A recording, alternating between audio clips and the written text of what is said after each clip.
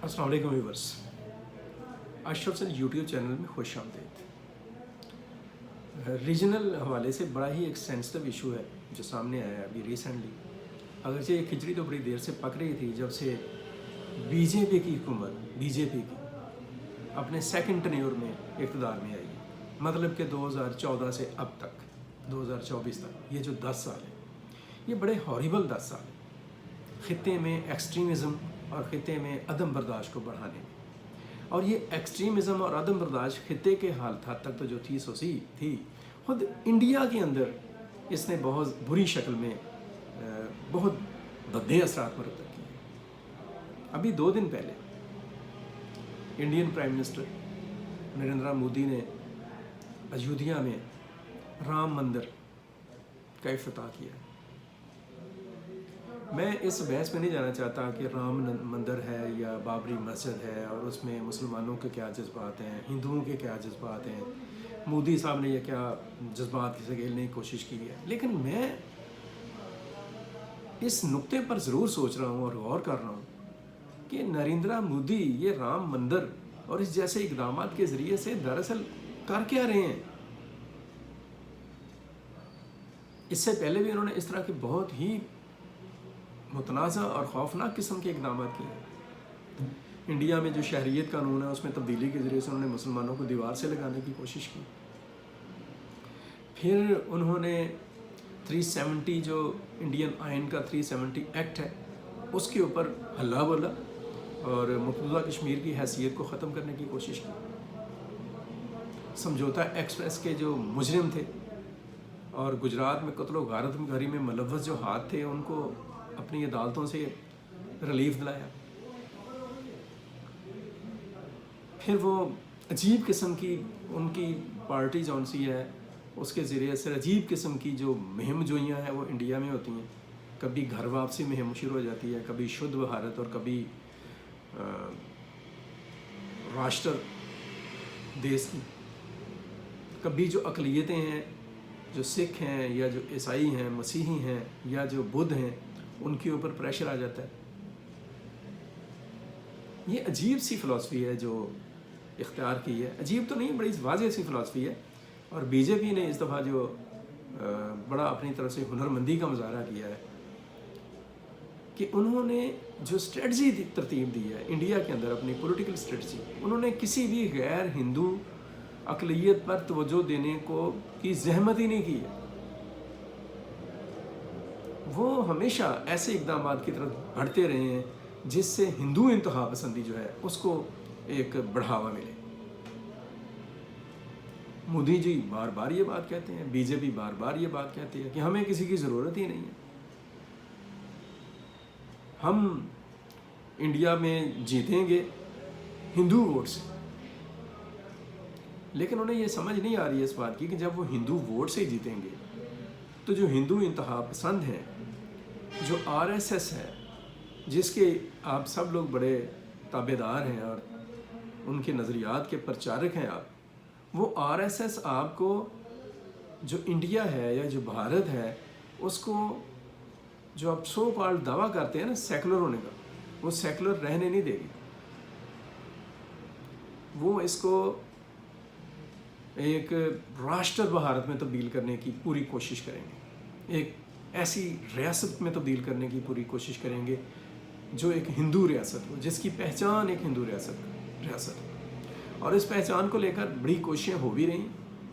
India के अंदर एक तासब, एक तंग नज़री, एक तशद्दुद, अदम बर्दाश्त अक़लियतों के लिए और हिंदुओं को जो प्रिविलेजेस हैं वो दिए जा रहे हैं। और मोदी साहब, मैं आपको बताता चलूँ कि आपकी इस सोच और आपकी पार्टी की सोच से इंडिया का हिंदू जो है, इंतहा पसंद हिंदू, एक्सट्रीमिस्ट जौन से हैं इंडिया के, वो तो खुश हो सकते हैं, लेकिन इंडिया के इत्तेदाल पसंद हल्के और पूरी दुनिया, ख़ास तौर पर महज़ब दुनिया और इंसानी हकूक़ पर यकीन रखने वाले हल्के जौन से हैं, इसके ऊपर सख्त परेशान हैं। परेशानी ये है कि आप राम मंदिर की शक्ल में जो कदम उठा रहे हैं, दरअसल वो सेकुलर इंडिया के जो ताबूत है उसमें आखिरी कील ठोंकने के मुतरादिफ है, जो आपने ठोंक दी। और बड़ी ही آپ کہہ لیں کہ آپ نے بڑی محنت کر کے یہ کام کیا. عجیب سا آپ نے ایک معاملہ جو ہے وہ اختیار کیا. اس کو ہم بالکل یہ نہیں کہہ سکتے کہ انڈیا کا یہ انٹرنل ایشو. انڈیا کے انٹرنل ایشو جو سے ہیں ان میں جب ڈسٹربنس آئے گی، انڈیا کی داخلی سلامتی، استحکام اور سالمیت کے اوپر جب حملہ ہوگا اپنے ہی طرف سے، تو وہ پورے خطے کو ڈسٹرب کرے گا، ہمیں بھی ڈسٹرب کرے گا. اور یاد رکھیں مودی صاحب، آج کی میری بات، میں حد سے کافی دیر سے یہ بات کہہ رہا ہوں کہ جب سے بی جے پی ایک نئے روپ میں آئی ہے، وہ اٹل بہاری واجپئی سے بالکل سیکھنے کی کوشش میں نہیں ہے. وہ اب آر ایس ایس سے سیکھنے کی پوزیشن میں ہے، اس کو فالو اپ کر رہے ہیں. اور آر ایس ایس کا فالو اپ جون سا ہے وہ انڈیا کو، بھارت کو ایک ہندو ریاست میں بدلے گا. اور جب یہ ہندو ریاست بنے گی تو لا محالہ اس میں جو غیر ہندو لوگ ہیں وہ اس ریاست کے ساتھ نہیں چلیں گے. پھر یہ ریاست جو ہے ایک نئی تقسیم کا شکار ہوگی، ایک نئے آپ کہہ لیں کہ توڑ پھوڑ کا شکار ہوگی.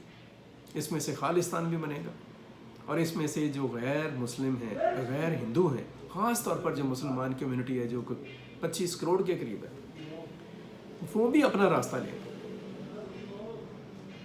کیسے ممکن ہو سکتا ہے کہ اس وقت ان کے ساتھ جو ہو رہا ہے اس سے بھی بدتر اور بدترین ایک ہندو راشٹر ریاست میں ان کے ساتھ نہیں ہوگا؟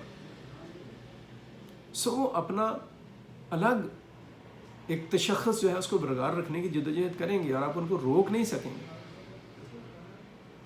یہ جو اقدامات ہیں مودی سرکار کے، اور مودی سرکار اور بی جے پی کے چھتر چھاؤں تلے جس طرح کی شدت پسندی اور انتہا پسندی ہو رہی ہے، میں آپ کو بتاتا چلوں کہ مقبوضہ کشمیر تو بڑی دور کی بات ہے کہ آپ اس کو سنبھال سکیں. آپ اپنے اندر اپنے ملک میں توڑ پھوڑ کو نہیں سنبھال پائیں گے. ایسے لگتا ہے کہ یہ جو پالیسی ہے، جو انتہا پسندی ہے، جو تشدد ہے، جو عدم برداشت ہے، جو سیلف سینٹرڈ اپروچ ہے، یہ انڈیا کو توڑ ڈالے. یہ انڈیا کو کسی بھی وقت اس انجام سے دوچار کر دے گی جو 1992 میں سوویت یونین کا ہوا تھا. اور مودی جی، میں آپ کو یہ بتاؤں کہ آپ اس لائن پر چلتے ہوئے، اس پالیسی کو اختیار کرتے ہوئے اور اس کے ساتھ ساتھ آگے بڑھتے ہوئے، ایک دن اگر آپ اگلا الیکشن بھی جیت جاتے ہیں، جو آپ کی پلاننگ اور اپروچ ہے، اور جیت جائیں گے، آپ کہیں انڈیا کے گوروا چوف نہ ثابت ہو جائے. آپ سے درخواست ہے کہ انڈیا کے لوگ جو ہیں، میں یہ سمجھتا ہوں کہ ان کی بڑی اکثریت جو ہے وہ اعتدال پسند ہے، پیار کرنے والے لوگ ہیں، محبت کرنے والے لوگ ہیں، امن پر یقین رکھتے ہیں. آپ انہیں اسی راستے پر آگے لے کر جائیں، خطے میں استحکام پیدا کریں اور انڈیا کو محفوظ رکھنے کی کوشش کریں. ہماری خواہش اور دعا ہے. لیکن آپ کا رویہ اور آپ کی سوچ اور آپ کی پالیسی یہ دکھا رہی ہے کہ آپ کسی بیرونی سازش کے بغیر ہی اور کسی بیرونی دباؤ کے بغیر ہی اپنا جو ملک ہے اس کے ساتھ خود ہی دشمنی کر ڈالیں. انڈیا کو سوویت یونین کے انجام اور خود کو گورباچوف کے کردار سے بچانے کے لیے اعتدال کا راستہ اختیار کریں. اسی میں آپ کی اور پورے خطے کی بہتری اور بھلائی ہے. اب تک کے لیے اس والے سے ہم مزید بھی گفتگو کرتے رہیں گے. اپنا بہت سارا خیال رکھیں، اپنے گرد و نواح کا خیال رکھیں، پاکستان کے لیے سوچیں اور ہمیشہ پاکستان کے لیے کچھ اچھا کرنے کی کوشش کرتے رہیں. مجھے عبد المقدم کامران اور ہاشم ظہیر کو اجازت دیجیے. اللہ حافظ. پاکستان پائندہ باد.